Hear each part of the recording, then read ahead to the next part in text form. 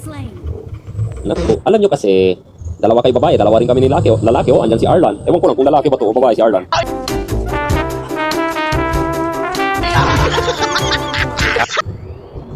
Kami mga lalaki, malambing lang talaga kami.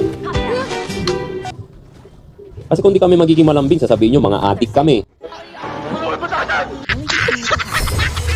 Tapos ngayon naman, kung maglalambing kami, may issue. Mga magagnaw! Mga magagnaw! Ano ba yan?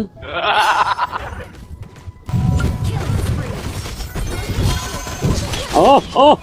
Ano ba? Ano ba? Ano ba? Ano ba? Oh! Wala. Tinusok ang puwet ko doon. Kayo talagang mga babae, kampihan talaga kayo, no?